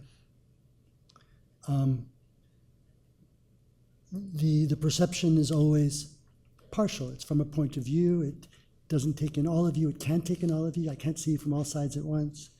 So it belongs to the character of your presence to me, that presence is a kind of, your visual presence to me is fragile in this more narrow sense now, that I need to, or that I understand that I can move in relation to you, and I explore you, I bring you into being. A nice example actually is the case of color. And color is a nice example because it's often the example that in consciousness studies people will give as the paradigm case of a kind of sensation that exhausts or fills out consciousness. But I think that colors of things have hidden parts, just as three-dimensional objects have hidden parts. When I see a color, what I see is something that is disposed to look different from here or from there, or as the ambient light changes, or as the chromatic surround changes. So the color actually, no less than the rest of the world, always exceeds what I can take in at a glance, and only is available to me thanks to what I at least implicitly can do. It's not just given, it's given as an opportunity for me to enact it. Even if I imagine that I'm in a completely uniform Ganzfeld of color, there's here, and there's here, and there's here, and there's here, and there's here, and there's here, and there's here, and I can never have it all in consciousness all at once. I need to, it's always concealing itself for me. The world is always concealing. So this is why I want, and this is to me like the insatiability of love. It's always, the notion of perceptual accomplishment is more problematic than it seems. And this is also connected to the notion of indeterminacy. What exactly am I accomplishing right now? We can ask questions about it. So yes, in some sense, it's given, and in some sense, it's not. That was, in a way, one of the points. So that's to the passive point. As to the previous point, and this actually goes back to Birgit's question, I want to say that it's the difference between a footprint and a sculpture of a foot. The footprint is sort of made as a causal byproduct of my movement through the world. You could think of a footprint as an image of the foot, an icon of the foot. It's the foot's mark. It's a naturally occurring thing out there in the wild, like the reflection of the sky in the pond. It's just there. No picture is like that. And similarly, vision, I want to say, is never just like a mental image. Vision is always also something that we enact, something that we make. So in a way, the photographer or the artist's making of a picture is, for me now, the paradigm of how we make our visual experiences. Given that we started later, we have 12 or 13 more minutes. I have 7 people on my list, though. But how about we move, if that's okay, to the Japanese corner, give our Japanese fellows. But then we won't start with Shomei. You're not Japanese enough for me at this point. But maybe Masako, that we do left to right, and then everybody else on the list, I hope will be I got you, and then you, gentlemen, and Eugene and Marlene. And I'll try to give brief answers too, so that we can. And I'll drop out. I'll have a chance later. Okay, and good, I said a few words already. Yes, good. But we'll talk later. Very good. Yes. Please, okay. Yeah. Thank you. I will be quick. So thank you for Masako. the fascinating talk. So you powerfully described the love and consciousness as a hard work, or like striving for connections. So I don't know whether my question is possible, but I ask from the East Asia angle. So it brings me to a possible tensions between the East Asia idea of effortless, like a somehow or flow state we enter when we do the art, right? So which emphasize the effortless actions and attunements with the natural flow of things. So from your perspective, is there any place for the spontaneity or like effortlessness in the work of love or consciousness, or struggle and the fragility you describe is a kind of inescapable conditions of us? So yeah, this is the question. Thank you. Good question. Very good question. In some ways, this project began for me in dialogue with Hubert Dreyfus, thinking about flow states and thinking about the kind of unthought, absorbed coping with the world that he developed, taking from existential phenomenology. And I think that there are no such states. I think it's a myth. I mean, there is such a thing as being carried away with what you're doing, but it's a fragile state that is always about to be made reflective of itself because the first order and the second order are entangled, I think. So perceiving is always also encountering the object that gets in the way. And talking is always also misunderstanding and needing, therefore, always ready to have the resources to make new meaning or to figure out ways of going forward. There's a dogma that shapes analytic philosophical approaches to language, and also many linguistic approaches to language, and I think also affected Dreyfus's thinking. Dreyfus was a very dear friend, but Dreyfus's thinking, and this is the idea that there's inside language and there's outside language, and something goes wrong and you get thrown out of language. But in fact, anything that happens within language, any misunderstanding, just gives us an opportunity to make more language. And it's not as though you have breakdown and flow.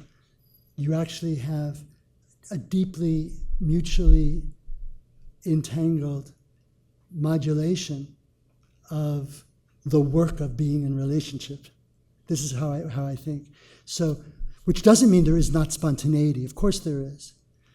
But there isn't pure merging, as Gillian Rose taught us. There isn't pure oneness, which is like I and thou merge into one in the relationship. No, I and thou are always struggling to Sorry?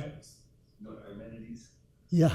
Well, maybe that's a different way of thinking about it. Yeah, so, at least because, I mean, in Southeast Asia culture, they say this is the essence of consciousness.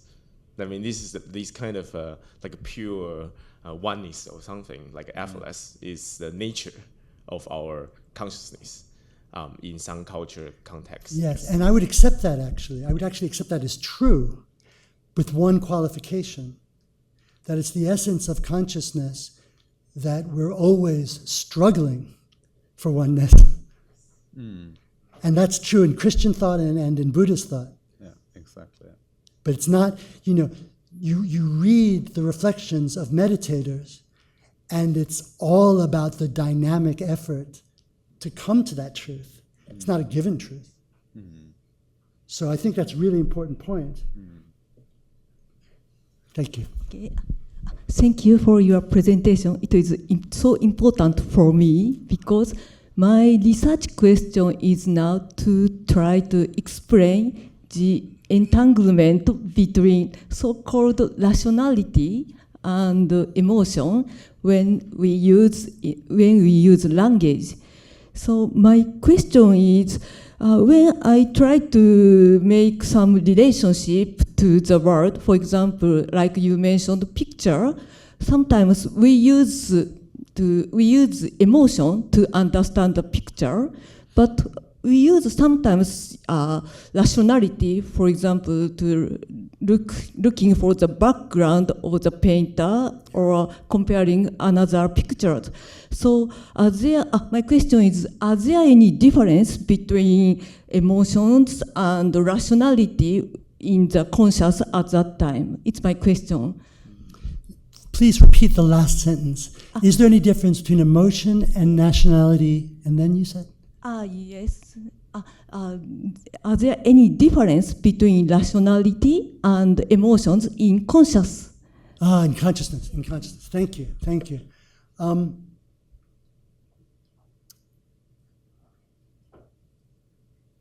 So I think that when we perceive a picture, when we understand a picture, we draw on many aspects of our makeup. I mentioned before that pictures always have a stylistic history. It's a remarkable fact that you can look at a picture and tell when it was made. That's a remarkable fact. I'm not talking about chemical analysis. I'm talking about just telling, this is obviously from the 19th century, or this is obviously Japanese. Like, that's an amazing fact, that you can just see that. So obviously a sensitivity to that fact is really important for seeing. But it can also be a limitation. If you don't have the relevant knowledge, I have a young daughter who's just getting interested in popular music.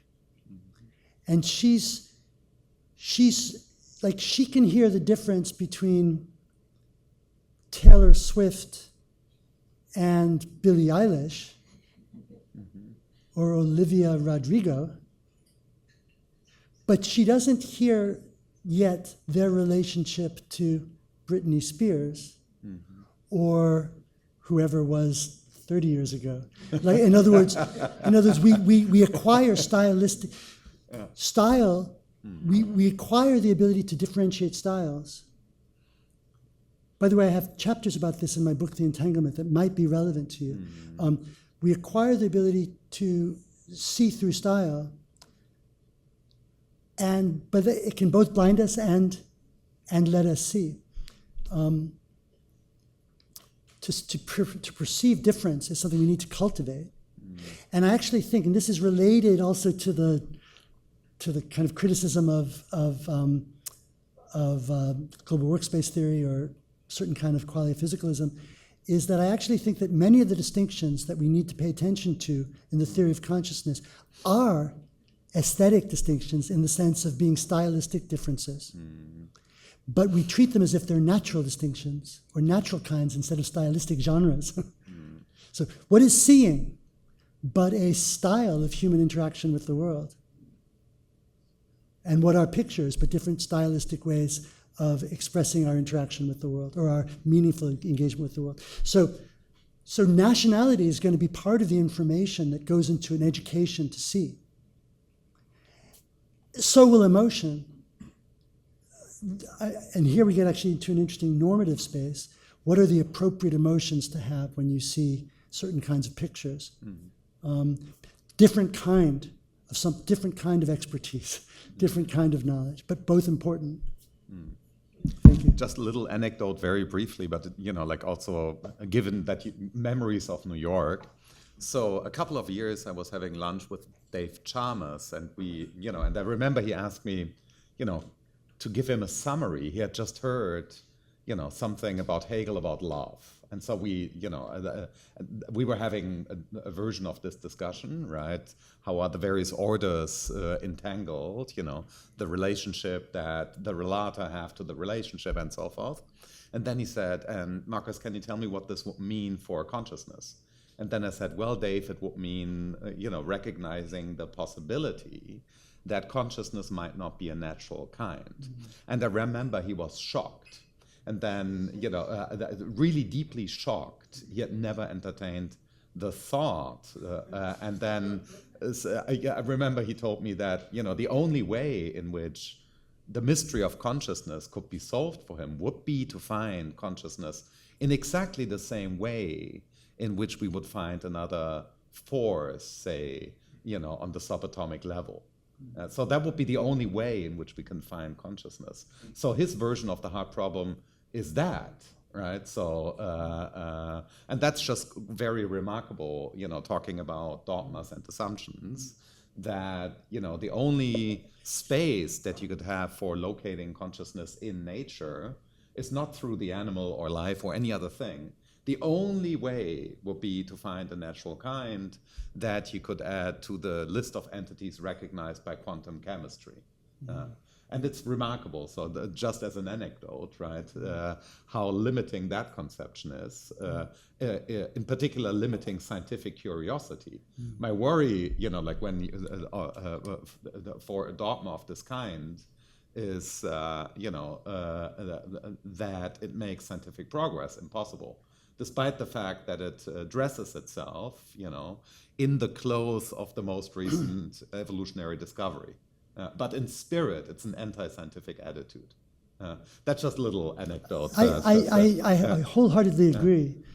We just approached that from a different point of view. Yes, exactly. We approached how the idea that the very concepts of the human, with which we frame the thing we're trying to explain, might themselves be resistant to a certain kind of stabilization, which the scientific method requires. But moreover, I just would also like to mention that a place where this same kind of scientism is expressed very clearly is in Nagel's World and Cosmos, or I think, absolutely, where the assumption is that in a way, if we're going to understand consciousness and also rationality, it's by finding their place in the theory of everything. Yes. Exactly. As if science is in the business of constructing that theory. Exactly. That, I think, is an anti-scientific view. Yeah, I think so. It's certainly an unrealistic view. Yeah, absolutely. That's very important. So, thank you for your presentation. Maybe I'm misunderstanding because of my English skill, but I was thinking about the contradiction, which is essence of relationship. I think relationship has its own rhythm, because it is mutual relationship. Our effort toward the object and the response is creating a rhythm and coherence of relationship. But if we always try to create a new relationship, the relationship will be unstable because we deny the responsible object, or like past rhythm. So in this sense, we need to lose our intentionality or our effort. So, but at the same time, since relationship is fragile, we have to, we need intentionality to create a relationship. And this is very contradiction, I think, is the essence of the relationship. How do you think about this view? Do you think there is a such contradiction in like relationship? This is my question. Maybe I'm misunderstanding that. I understood there to be two questions implicit in what you asked. One had to do with reciprocity, and whether relationships require a mutual dynamic interaction. I think that was one part of what you asked, and the other was whether there's a tension in the idea that because relationships are fragile, we need to work at them, and your sense that we just have meaningful relationships already that we're not working at. Is that right? Is that a fair? Yeah. So very complicated, subtle questions that we could spend a lot of time on. We don't have a lot of time, so I'll be a little brief. I think that it is true that we can have more or less stable relationships, but as the self-help books say, they always require work. They really do. Whether it's your guitar playing or your surfing or your philosophy study or your loves or your relationship with your parents, nothing is ever settled. It always requires that you activate it through effort, I think. Just the same goes with you have to engage the artwork before the artwork does anything for you. It's not autonomous. As John Dewey said, the artwork is your experience of the artwork, and you need to make that happen. Yeah. You need to do that. So I do think that the phenomenology of the givenness of the relationship can be reconciled with the kind of points about work that I'm making. As for the two-wayness of relationships, that's a very interesting question. Do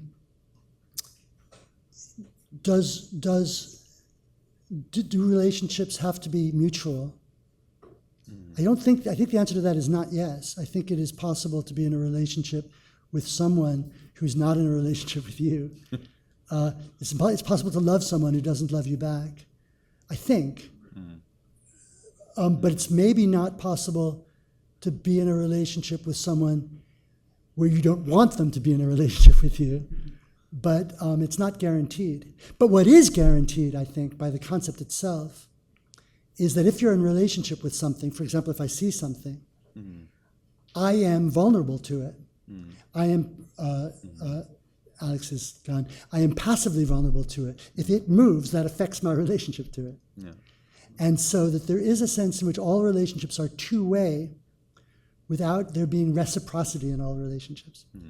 But this is a very complicated topic that there's very strong disagreements about. Is it okay? Okay, Jan is like saying short. Okay, so like the last three, okay, then I do the collecting bit, which I always feel uncomfortable doing, but as you said, uncomfortable is part of consciousness. So Marlene and Eugene and then the gentleman over there. And then is it okay if we just collect the three questions and then? Sure. Yeah? Okay. I was about to say that I actually had the same question about the reciprocity of relationships, since we were talking also yesterday, but this entire week, about relationships towards AI, like people who think that ChatGPT is their friend. But I think the answer just now was enough for now for me to take my question back. Somebody, an analytic philosopher who has something interesting to say about this is John Campbell.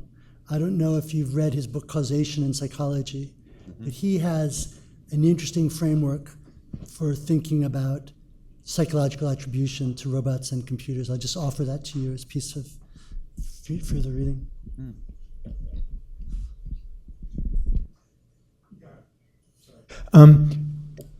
I hope you'll let me bring in some briefly points from the entanglement and the substitution and resistance paper. And also, forgive me, but let me also thank Zed for putting me onto your work. Thanks. I'm very impressed and in sympathy with your link of the aesthetic and the ethical.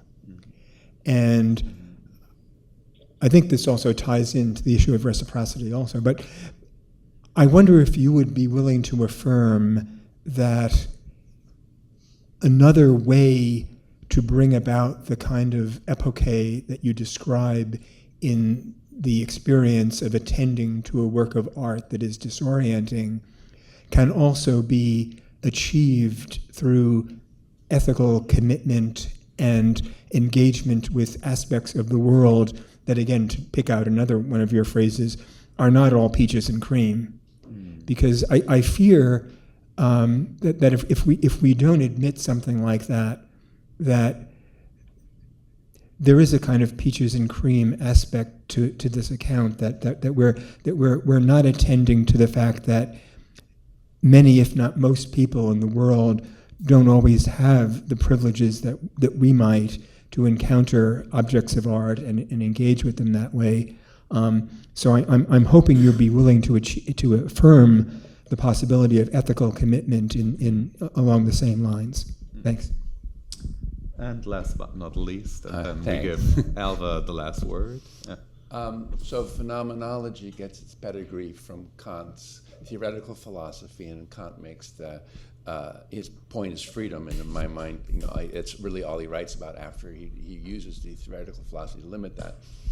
And there, the postulate of pure practical reason, one of them is that your subject is this work, virtue, and happiness. And I wanted to see the relationship between knowledge of what you're talking about and the question of the practical expression of that in Kant's trajectory of every subject towards the highest good in terms of happiness and virtue. That is, the work it takes to be present in this noumenal realm that we all exist in, this primary rational realm that we are in.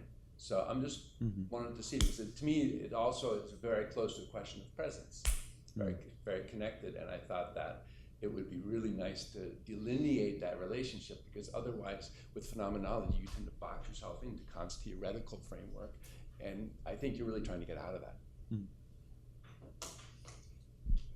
These questions are related in a way.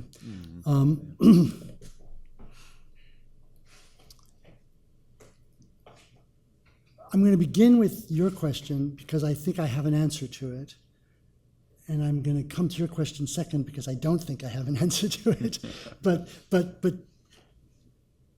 this is connected to the remark I made at the very end.